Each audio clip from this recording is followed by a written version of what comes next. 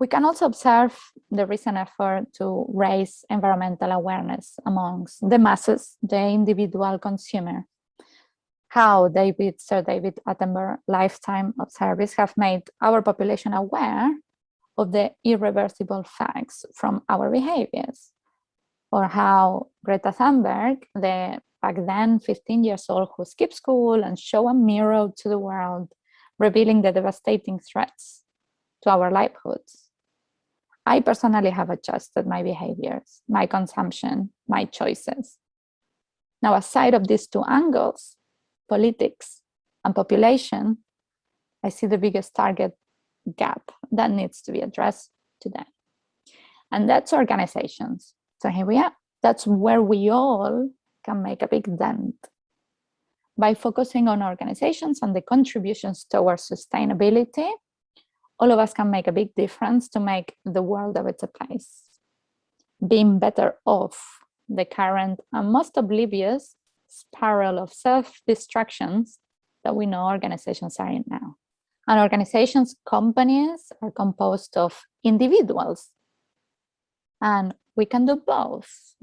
We can do good and we can do well. In fact, it's more rewarding. People, planet, products is a trifecta that needs to combine in our day-to-day and guide our decisions to make our efforts worth them. But how? So I give you 3 words: sustainable, happy, profit.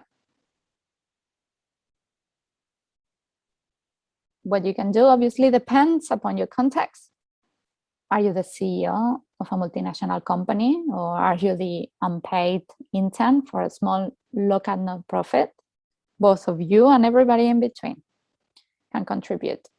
It's not only possible, but it's desirable for that organization to increase its sustainability and happiness of its people whilst also building profits. In fact, focusing on all 3 of these things rather than 1 or 2 creates a whole benefit which is greater than the sum of its parts. So anchor, increase awareness. Where are you right now? Being sustainable is not just about the product itself, which is built to endure, to evolve over time, not just to last. It's also about the people, the time, the energy involved in the process, and the consumption that its existence requires. If any single part of the process can be maintained over time, well, it's unsustainable.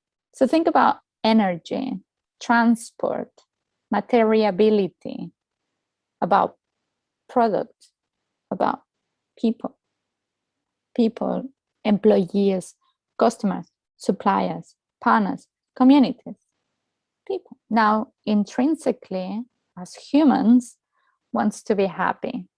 And happiness derives from having a purpose, the pursuit of an interesting something that is greater than oneself. Since the start of the pandemic, we can observe how globally we have turned to help others, to fight for what matters. Have you ever read a job advert containing a long list of perks? Free gym, membership, company car, healthcare, these sort of things. These perks may get an employee through the door onto payroll, but research shows that they don't make anyone happier. A study by Wooho Inc. showed that the top 5 factors which makes a good day at work are: I did work that I knew it was meaningful and made a positive difference for someone else. I had freedom to work my own way. I did work that I was proud of. I had fun with my coworkers. And 5th is about doing tasks that one enjoys doing. Now, none of these 5 things has to cost a thing.